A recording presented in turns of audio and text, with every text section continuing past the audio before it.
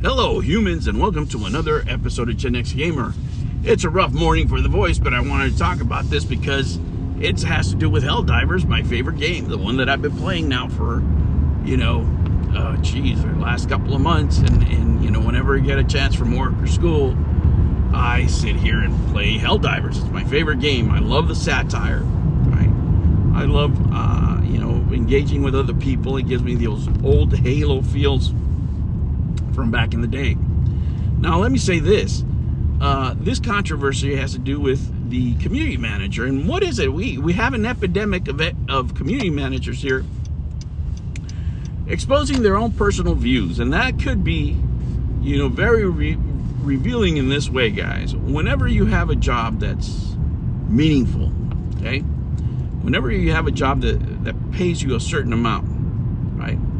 Say you make over, $70,000 a year, right? If you make over $70,000 a year, usually in business, okay? I'm not gonna say this happens all the time, but usually in business, there's social media clauses that you have, right? And you can sit there and be one of these people that say, hey, I'm gonna use my platform to educate the public and change the world. I'm gonna show all these idiots, Americans, how, the world should be and why they're wrong about everything, right? When you start saying those things like that in jobs that actually matter in a professional setting, they treat you like The Rock. Remember when The Rock used to say, it just doesn't matter? That's exactly what they tell you, and they slap you across the face with a big stack of bills, right? That's why you get the money. And if the stack is big enough, you shut the hell up, right? There's many things that I would love to cover, let me tell you. It's not that I'm ignorant to what's going on in the world right now, in the world of YouTube or what have you, but there's certain things, certain topics I can't touch. There's certain interactions I can't have. And I've explained to this before, and only people that have those kind of jobs or those kind of clauses would understand, right? It is your job to represent your company in the best light possible, right? And for them to restrict you from, doing controversial topics, they do it with money. They say, okay, look, if you want this job, this job that matters, this job that allows me to, take care of my family, my wife can stay at home. Look, I'm well aware how blessed I am, right? But it comes through hard work, and also comes from me abiding to the clauses of the contracts and employment that I choose to take, and that is one of them. The fact that these people are sitting out here saying idiotic things, looking down on their customers, tells me that these people are, number one, not getting paid that much, right? Because if you don't care about your job, right? If you work at McDonald's, for example, or if you work doing menial labor, or if you work for a temp agency, or if you work for a job that isn't professional, right? You don't have any type of certifications, you don't care. They're not paying you to shut up online, right? There's an extra incentive to do that, right? And many people, let me tell you, many people in the gaming industry, and I know them, and I know this to be a fact, right? Executives, engineers, lawyers, people that actually do the work, have these clauses on their contract, right? There's a reason why you don't see a lot of engineers, for example, for these companies, a lot of high-level programmers make these kind of statements, readily, because it's actually in their contract, especially for AAA companies, not so much so for the people underneath, right? So it could be just a matter of these people not getting paid, and that's why these clauses are not enforced on them, because they're not, say, with the Sonys, they're not with the what have you, but now we see with Sony. So it really exposes, number one, what type of individuals they're hiring. Number two, what kind of education you're getting. Now this shows you that you can go to college, get that 4-year degree, and still be a complete idiot, right? If you're an idiot, that piece of paper is not going to help you, let me tell you. Because a lot of this stuff is business 101. You don't attack customers, right? And you think about her boss, right? Her supervisor. Did he not make it clear not to attack customers? Is he not aware that his job and everybody's job, number one, is to put the company in the best light possible. That's why they're paying you. They're paying you to follow directions. They're not paying you to advocate. They're not paying you for activism. They're paying you to shut your pie hole and do your job. And your job as a community manager is to treat everybody equally, right? I'm not saying there's not trolls or anything like that, but the point she makes here is that the game is woke because it was made by a bunch of, you know, brown and black people, according to what she said. I'm paraphrasing here. But, you know, as gamers, this is how little these people know about gamers. As gamers, we don't care who made the game. It could be trans people, gay, black, white, yellow, green. We don't care. Is the game fun? We want to play it. Are the characters original? Look at all these factors that come into play here. It's an original game. It's fun to play, right? Original concepts, original ideas. As she puts it, it's a satire on jingoism.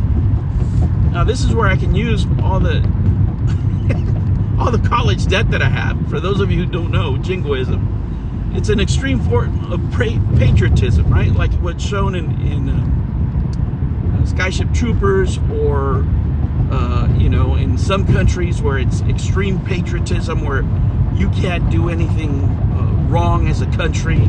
Your country's always right. It shows up, for example, in their very aggressive foreign policy. Okay, that would be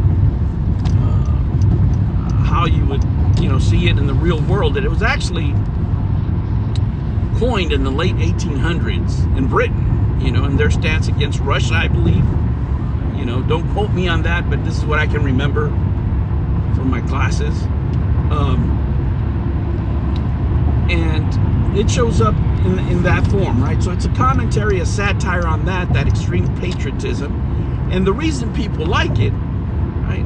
One of the reasons we play it is because of the lack of patriotism. Not only because it's a fun game, but the people who actually like it and make commentaries on it is because of the lack of patriotism shown in the U.S. by a lot of these woke elite people that try to educate regular Americans on the daily from the job they're doing, like this woman here, right?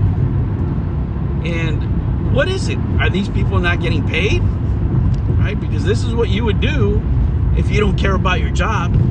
This is what you would do if nobody clearly, right, stated what you can't talk about. Like I said, there's certain things that I'd love to talk about.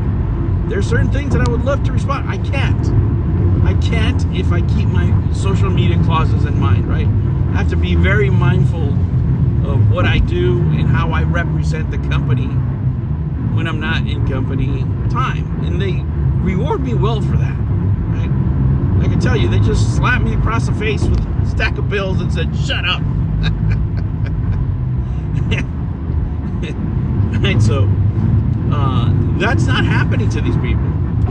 Right? And it was just seemed to me that if you were in a normal work environment, that would be part of your pay package. That would be part of your hiring process. It is part of our training, right? Like you have to sit down and they go through it. Look, we don't want you to talk about A, B, C, D, E, or E, right? None of these are things that you should be talking about. And this is very well known in the AAA gaming industry. There's certain people that you will not see talk about certain subjects because it's in their clause, right? Like a lot of people that actually work on the games, right? The ones making the big bucks, they have those clauses on their contracts. Of course, companies can choose to enforce certain things, but for a lot of those reasons, excuse me, that is why these people don't make any statements, because they know the company can come back at any time and say, hey, you said this back then, you're gone, right? Just don't give an excuse to get rid of you and keep getting that sweet cheddar. But you don't have this here. And it shows the level of indoctrination. It shows the company structure. It shows what's going on behind the scenes of these companies. It's really sad to see, because Arrowhead Studios has a very good thing going here. And hopefully it's not going to be ruined by idiots like this. She can have any opinion she wants. Any opinion she wants in her own private time. What she doesn't have a right to is to treat customers differently because of their political beliefs, right? And we know that these are the kind of people that if you don't agree with them, right, on anything, they immediately call you names. There's no worse narcissist than the narcissist that says, you're in no position to disagree with me because I know everything about X subject, right?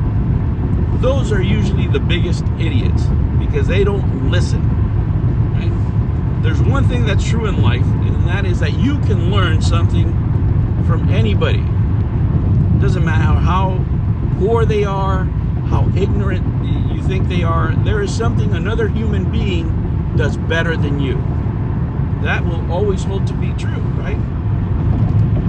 And if you don't engage with people and talk to them, you're never going to learn. Well, these people are in such a cult that they don't listen. You're in no position to argue with them because you don't know the wonders of socialism, the wonders of Marxism, things that they've never experienced. They will never buy a ticket to a country that practices those things, right?